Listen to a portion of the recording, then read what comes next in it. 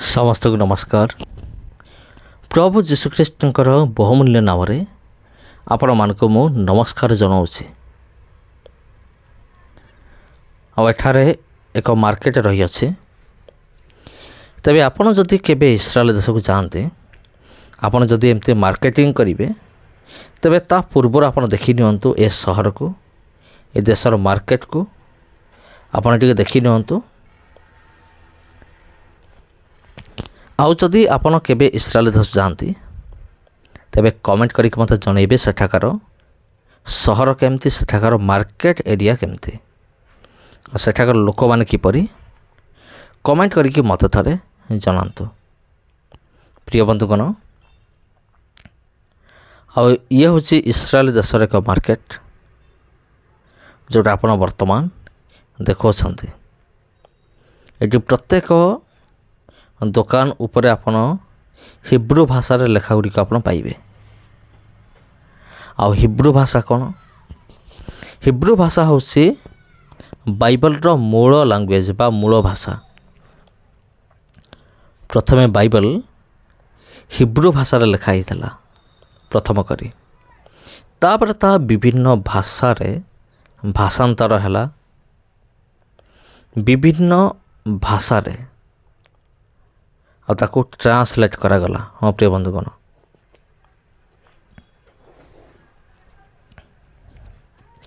ଆଉ ଇଏ ହେଉଛି ଗୋଟେ ମାର୍କେଟ। ଆପଣ ଯେଉଁଠି ଦେଖିବେ ହିବ୍ରୁ ଭାଷା କିମ୍ବା ଉର୍ଦ୍ଦୁ ଭାଷା କିମ୍ବା ଇଂଲିଶ ଭାଷା, ତିନୋଟି ଯାକ ଭାଷା ଆପଣ ଦେଖିବାକୁ ପାରିବେ। କାରଣ ଇସ୍ରାଏଲ ଦେଶରେ ତିନି ପ୍ରକାର ଭାଷାବାଦୀ ଲୋକମାନେ ବାସ କରନ୍ତି।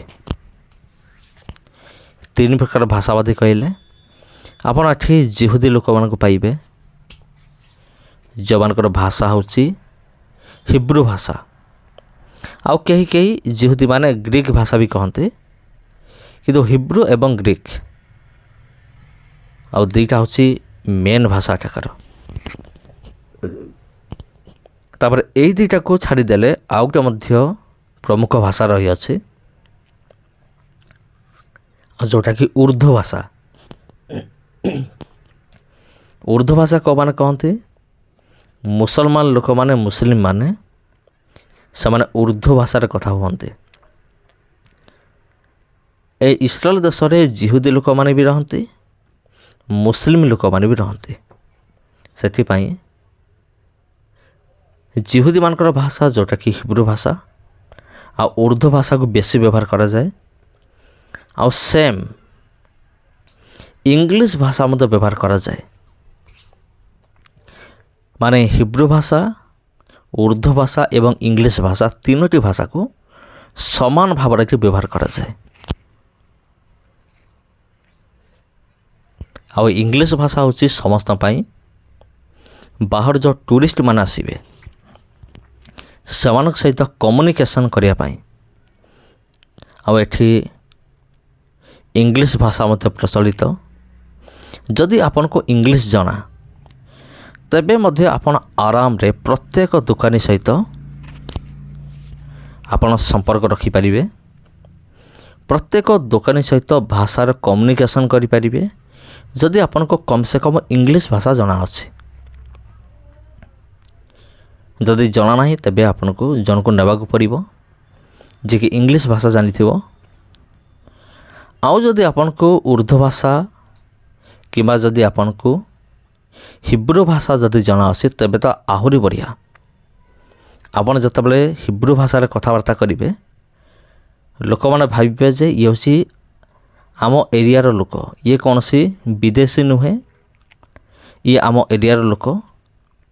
ସେମାନେ ଏମିତି ଭାବିବେ ଯଦି ଆପଣ ତାଙ୍କର ଭାଷା, ଯେଉଁ ଲୋକାଲ ଭାଷା ହିବ୍ରୁ ଭାଷାରେ ଯଦି କଥାବାର୍ତ୍ତା କରନ୍ତି।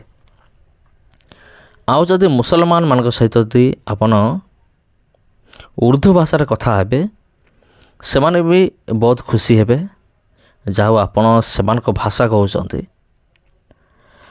ଆଉ ଯଦି ଆପଣଙ୍କୁ ହିବ୍ରୁ, ଗ୍ରୀକ୍ କିମ୍ବା ଯଦି ଉର୍ଦ୍ଦୁ ଭାଷା ଜଣା ନାହିଁ, ଯଦି ଇଂଲିଶ ବି ଜଣାଅଛି, ତେବେ ବି ବହୁତ ଯଥେଷ୍ଟ।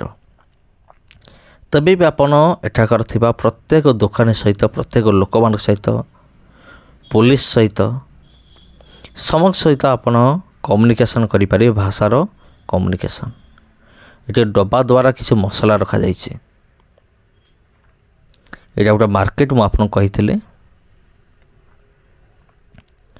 ଆଉ ଏଠି କ'ଣ କ'ଣ ସବୁ ମିଳୁଛି ଆପଣ ନିଜେ ଦେଖନ୍ତୁ।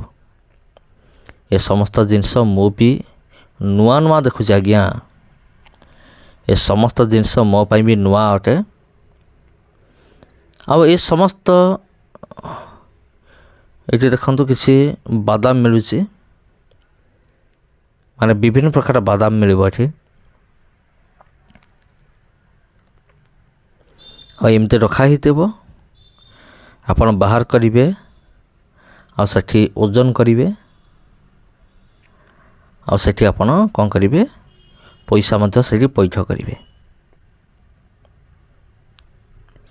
ଆଉ ଯାହାଫଳରେ ଆପଣଙ୍କୁ ବହୁତ ସୁବିଧା ହେବ। ଆଉ ଯଦି ଆପଣ ମନେ ରଖନ୍ତୁ, ଯଦି ଇଣ୍ଡିଆ ମୁଦ୍ରା ନେଇକି ଯଦି ଯାଇଛନ୍ତି, ତେବେ ଆପଣ ବହୁତ ଅସୁବିଧାରେ ପଡ଼ିଯିବେ। କାରଣ ସେଠି ଇଣ୍ଡିଆ ମୁଦ୍ରା କେହି ପଚାରିବେନି। ଆପଣ ଏଠୁ ଯିବା ପୂର୍ବରୁ ମନି ଏକ୍ସଚେଞ୍ଜ କରିବେ। ଆମର ଇଣ୍ଡିଆ ମୁଦ୍ରାରୁ ତାଙ୍କର ମୁଦ୍ରା ମାନେ ରୁପିଆରୁ ସେକଲ, ଆମେ ଯେଉଁ 1 ଟଙ୍କା 2 ଟଙ୍କା, ଟଙ୍କା ନୁହେଁ ସେକଲ, ତାଙ୍କର ଦେଶର ମୁଦ୍ରା ନାଁ ହେଉଛି ସେକଲ। 1 ସେକଲ, 2 ସେକଲ, 3 ସେକଲ, ଏମିତି 5 ସେକଲ, 100 ସେକଲ। ଆଉ ଗୋଟେ ସେକଲର ଭ୍ୟାଲୁ ହେଉଛି 28 କି 30 ଟଙ୍କା।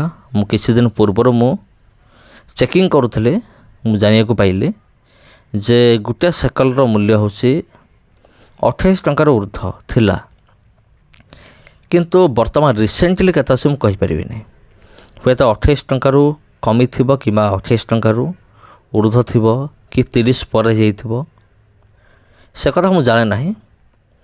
କିନ୍ତୁ ଇଣ୍ଡିଆ ମୁଦ୍ରା ଠାରୁ ସେକଲର ଭ୍ୟାଲୁ ହେଉଛି ବହୁତ। ଆପଣ ଦେଖନ୍ତୁ, ବା କହୁଥିଲେ ଏଠାରେ ଖାଇବା ପିଇବା ଜିନିଷ ମଧ୍ୟ ମିଳେ। ଏଠି ନାସ୍ତା ବା ଜଳଖିଆ ମିଳେ,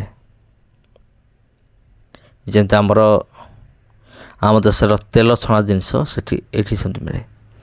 ଏଠି ଦେଖନ୍ତୁ ମାଂସ ମିଳିବ। ମାଂସକୁ କାଟିକି ଏମିତି ରଖାହେଇଥିବ। ମାଂସ କାଟିକି ଏମିତି ରଖାହେଇଥିବ। ଆପଣ ଯଦି ମାଗିବେ ଆପଣଙ୍କୁ ସେ କ'ଣ କରିବ, ଆପଣ ଚାହିଁଲେ ଗୋଟା ନେଇପାରିବେ, ନହେଲେ ଯଦି ଆପଣ କହିବେ ଯେ ଟିକେ ପିସ୍ ପିସ୍ କରିଦିଅନ୍ତୁ, ସେ ପିସ୍ ପିସ୍ କରିଦେବ। ଓଜନ କରିକି ଆପଣ ନେଇପାରିବେ। ଓଜନ ହିସାବରେ ମିଳେ କି ପ୍ୟାକେଟ୍ ହିସାବରେ ମିଳେ ମୋତେ ଜଣା ନାହିଁ।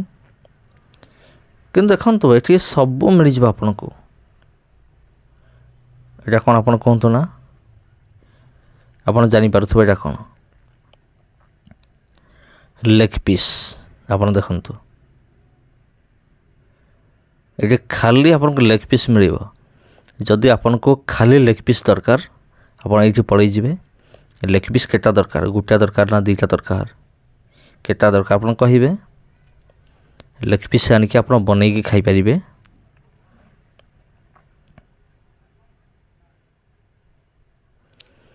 ତେବେ ଦେଖନ୍ତୁ, ଯଦି ଆପଣ ଚାହିଁବେ କାଟିବା ପାଇଁ ବି କାଟିକି ବି ଆପଣଙ୍କୁ ଦେଇଦେବ।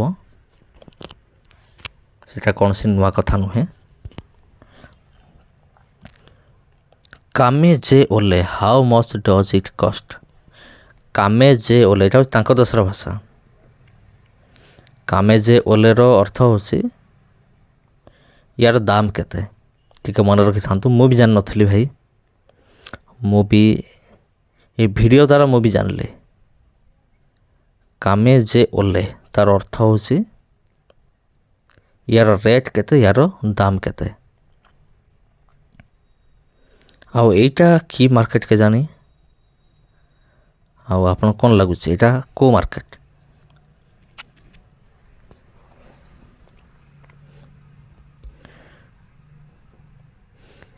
ଏଠାରେ ବି ଲୋକମାନେ ଜଗିଛନ୍ତି। ଏଇଟା ମାଛ ମାର୍କେଟ ବୋଧେ, ସେମିତି ଲାଗୁଛି।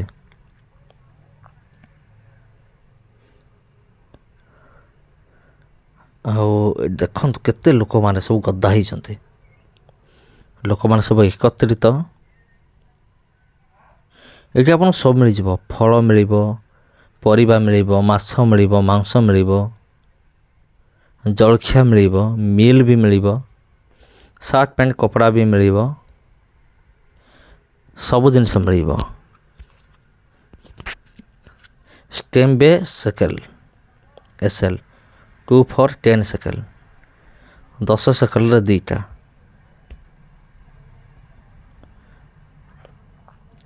ତାଙ୍କ ଦେଶର ଭାଷା ଭାଇ ଆମକୁ ଜଣା ନାହିଁ। ମେନ୍ ଭାଷା ହେଉଛି ହିବ୍ରୁ ଭାଷା। ତା ଛଡ଼ା କିଛି ଲୋକାଲ୍ ଲାଙ୍ଗୁଏଜ୍ ବି ଅଛି,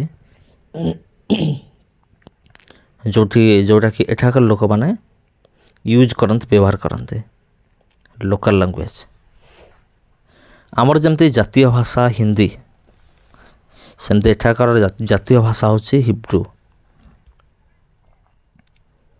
ଆମ ଦେଶରେ ଯେମିତି ହିନ୍ଦୀ ଉର୍ଦ୍ଦୁ ବେଶୀ ଚାଲେ, ହିନ୍ଦୀ ଉର୍ଦ୍ଦୁ, ଆଉ ସେମିତି ଏଠାରେ 3ଟା ଭାଷା ବେଶୀ, ହିନ୍ଦୀ ଉର୍ଦ୍ଦୁ ଇଂଲିଶ, 3ଟା ଭାଷା ଆମ ଦେଶରେ ବେଶୀ ଚାଲେ। ଏଠି ସେମିତି ହିବ୍ରୁ, ଉର୍ଦ୍ଦୁ ଏବଂ ଇଂଲିଶ 3ଟା ଭାଷା ବେଶୀ ଚାଲେ।